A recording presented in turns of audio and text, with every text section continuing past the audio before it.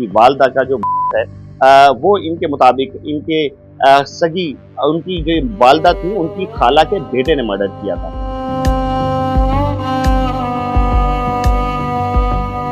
मेरी वालदा मेरे मामू के दामाद की वो फेवर करने के लिए जाती हैं अपने कज़न के पास, बहुत दावे से कि मैं जाके मनाती हूँ तो ये मान जाएगा। सबको इकट्ठा किया, मिन्नतें की होंगी, मुताजी की होंगी कि आप ये लड़ाई झगड़ा ना करें, लेकिन आगे खुदा जाने ऐसा क्या हुआ होगा कि उस बंदे ने, उस जालिम ने अपने ही घर पर अपने सब यार दोस्तों को या भाइयों को बुलाकर मेरी वालदा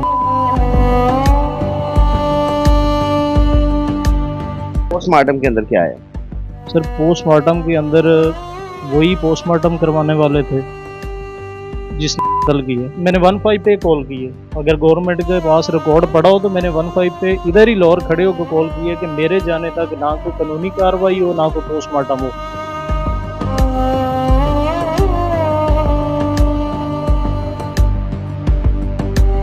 मेरे जाने से पहले पहले पोस्टमार्टम भी हो जाता है, FIR भी हो जाती है। ये क्या बात है? ला इलाहा इल्लल्लाहु मुहम्मद रसूलुल्लाह, इसका हलफ लेता हूँ कि मुझे इल्म में भी नहीं था कि ये पोस्टमार्टम हो रहा है। या आपकी बगैर इजाजत मुश्ताक अहमद का कहना था कि आपकी वालदा के ऊपर तशद्दुद हुआ है, डंडे सोटे मारे गए हैं, तशद्दुद से उनकी हुई है। ये आपको किसने कहा? ये मुश्ताक ने कहा।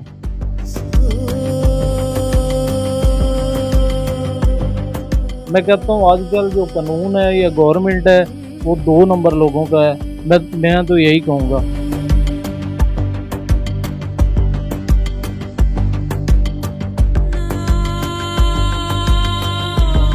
अस्सलाम वालेकुम नाज़रीन, मैं हूं नवीद राना और आप देख रहे हैं क्लिक न्यूज़। नाज़रीन, लोगों से सुनते थे और वो लोग जो पुलिस के सताए हुए लोग हैं, उनके मुंह से सुना जाता था कि कानून अंधा, गूंगा और बहरा हो चुका है। मैं नहीं कह रहा, लोग कह रहे हैं और उन लोगों में मोहसिन अली का भी नाम सर फहरिस्त है, क्योंकि ये हमारे साथ इस वक्त मौजूद है।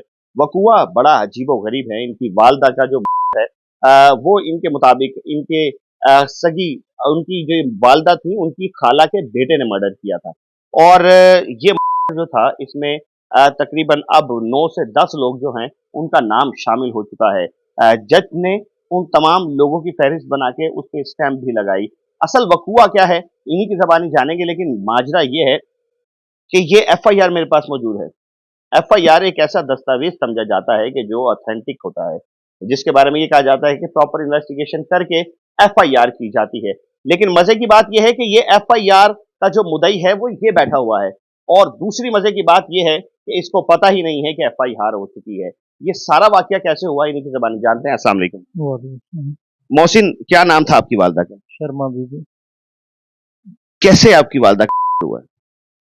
सर वो जाती है मेरे सगे मामू के पास मिलने के लिए, तो वहाँ पे उन्हें पता चलता है कि इनके जवाई और आगे खाला का बेटा, मेरे मामू का भी मेरी वालदा का भी, कि उनका आपस में कोई रकबे का तनाज़ा है।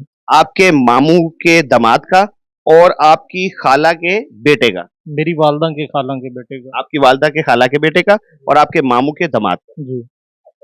उनको पता चलता है कि इनके आपस में दरमियान में लड़ाई झगड़ा हो रहा है, तो मेरी वालदा जिस दिन जाती है उस दिन, एक दिन जाने से पहले वहाँ पे लड़ाई झगड़ा भी होता है।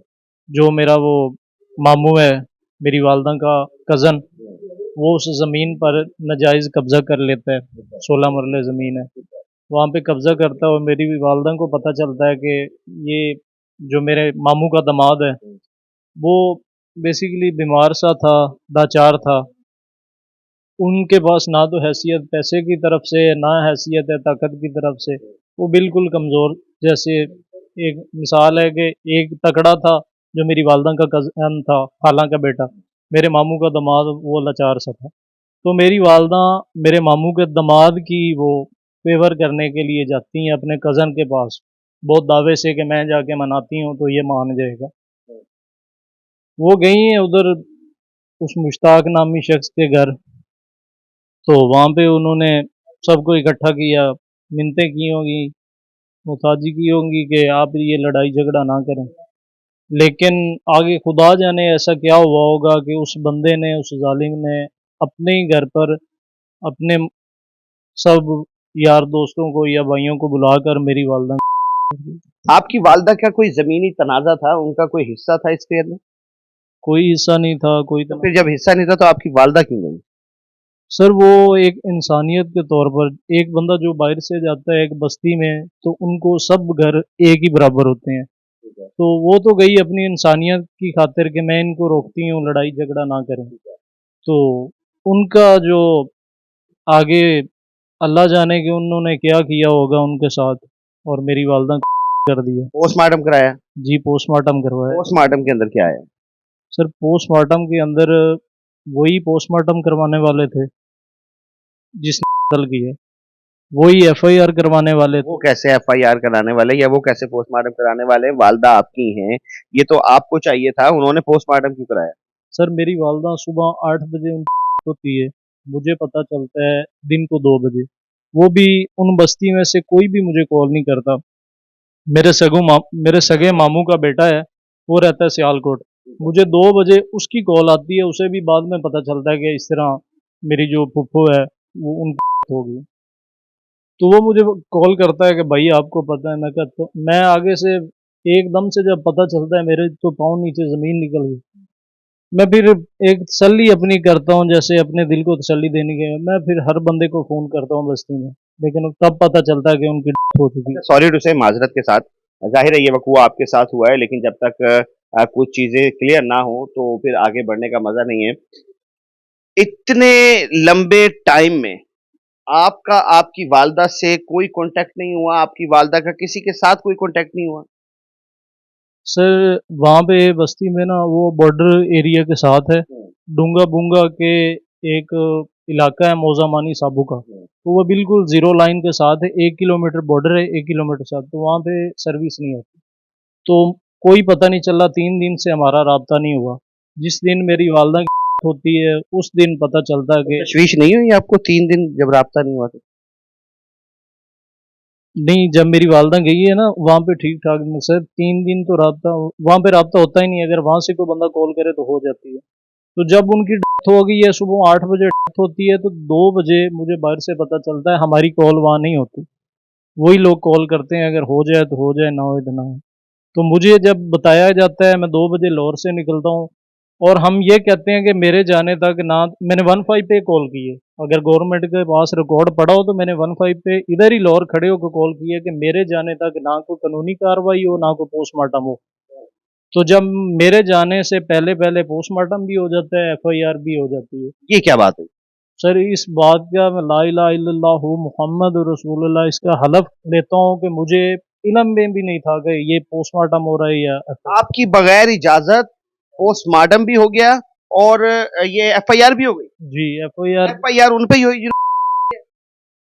नहीं सर, उन्होंने अपने मुखालफिन के ऊपर एफआईआर क्या नाम है जिस मुश्ताक अहमद नाम है, एक का मुश्ताक अहमद है जो यहाँ पे गवाह लिखा हुआ है। वो तो गवाह लिखा हुआ है मुश्ताक अहमद। सर यही तो सारी चाल थी, री मैं कर दूँगा, गवाह भी मैं बन जाऊँगा, मुद्दई भी मैं बन नहीं जाऊँगा। जी स्टोरी के अंदर एक ट्विस्ट पैदा हुआ है और ये आफरीन है, ये कमाल है जो मैंने स्टार्टअप में कहा था कि कानून अंधा है, गूंगा है, बहरा है क्योंकि ऐसे लोग जब ऐसी बातें करते हैं तो महसूस तो यही होता है। जो कातिल है इनके बकौल वो है मुश्ताक नामी और यहाँ पर तो भाई 7-8 लोगों के खिलाफ हुआ वो उसमें तो कहीं भी मुश्ताक नहीं है। सर वो उसने डाले हैं अपने मुखालफिन के ऊपर, उनका को पहले के मसला मसाइल थे, तो इसलिए उन्होंने कहा कि एक तीर से दो-दो शिकार किए जाएँ। उन्होंने आपको कैसे इस चीज़ का यकीन है कि वो मुश्ताक नामी शख्स जो है, यानी कि आपकी वालिदा की खाला का बेटा, वो कातिल है? सर जब ये मुझे पता चलता है कि एफआईआर हो गई है, मेरी वालदा का तीसरे का ख़त्म होता है, तो चौथे दिन मुझे डीपीओ साहब के ऑफ़िस से कॉल आती है, भावल नगर डीपीओ ऑफ़िस से। वहाँ से कॉल आती है कि फलाँ-फलाँ बंदों के ऊपर आपने एफआईआर दी हुई है। ठीक है। तो मैं कहता हूँ कि सर मुझे तो पता ही नहीं है, इल्म में भी नहीं है कि इन बंदों के ऊपर मैंने एफआईआर करवाई है। तो जब मैं वहाँ पहुँचता हूँ, तो कुछ ऐसी बातें हैं जो मेरे सामने आती हैं हुँ, और मुझे भी लगता है कि वो बंदे हुँ, नहीं हैं इस मामले में। हुँ। क्योंकि वो मुश्ताक अहमद का कहना था कि आपकी वालदा के ऊपर तशद्दुद हुआ है, डंडे-सोंटे मारे गए हैं, तशद्दुद से उनकी हुई है। ये आपको किसने कहा है? ये मुश्ताक ने कहा, जो जिसने किया बखुद उसने ये मुझे कहा कि आपकी वालदा के ऊपर ऐसे ऐसे लड़ाई हुई है, आपकी वालदा छुड़वाने लगी है हम लोगों को, तो उनके ऊपर डंडों की बारिश बारिश हुई है, तो इसलिए उनकी होगी। पोस्टमार्टम में डंडों की बारिश ही है। सर पोस्टमार्टम में जो वहाँ का DHQ हॉस्पिटल है, उन्होंने तो ये कहा था कि हार्ट अटैक हुआ है, क्योंकि उन लोगों की बहुत चलती है। मैं कहता हूँ आजकल जो कानून है या गवर्नमेंट है, वो 2 नंबर लोगों का है। मैं तो यही कहूँगा, चाहे इसकी कोई गवर्नमेंट मुझे ये ना एक रिपोर्ट मेरे पास ये मौजूद है और ये सेशन जज साहब भावल नगर का आती है और ये तकरीबन 8 बंदे जो हैं इधर नामजद हैं जिनमें एसपी इन्वेस्टिगेशन बहावल नगर, एसएचओ थाना डूंगा बूंगा बहावल नगर और एसआई मोहम्मद अदील अख्तर थाना डूंगा बूंगा। ये मुल्जिमान में शामिल है। जी सर मुल्जिमान में ही शामिल है। ये क्यों कैसे शामिल है? इन्होंने सर इन्होंने नहीं किया, अगर ये सच्चे होते हक पर होते तो ये मुझसे पूछते कि जी आप क्या कहते हैं, क्या चाहते हैं। जब मैं दरमियान मोल चौक भावन नगर का एक मोल चौक है बहुत मशहूर, मैं वहाँ पे पहुँचता हूँ तो वो तकरीबन हॉस्पिटल से 6 किलोमीटर दूर है, 5-6 किलोमीटर। मुझे वहाँ पे ड्यूटी दी जाती है और मुख्तलिफ कागजात पर मेरे से साइन लेते हैं, कहते हैं जी ये तुम्हारी वालदा हम तुम्हारे हवाले कर रहे हैं, ये अदील अख्तर, तो आप हमें साइन दे दो। मैं साइन करके देता हूँ और फिर ये बाद में कह देते हैं जी इन्होंने साइन करके सब कुछ खुद करवाया। इसलिए जिन बंदों को ये बचा रहे हैं और अब तक बचा रहे हैं। क्यों बचा रहे हैं? आप क्या समझते हैं? ऐसी कौन सी वजह है कि पुलिस जो है जो मुल्जिमान आपने नामजद किए हैं उनको बचा रहे हैं? क्यों? सर सबसे जो बड़ा होता है वो पैसा होता है। मेरे पास ना पैसा है ना सिफारिश है, मेरे पास ऐसा कुछ भी नहीं है। उनके साथ सिफारिश भी तकड़ी तकड़ी है, पैसा भी है उनके पास। मैं एक आम मजदूर सा बंदा हूँ, लाहौर में ये अपनी मेहनत मजदूरी कर कर गुजारा करता हूँ।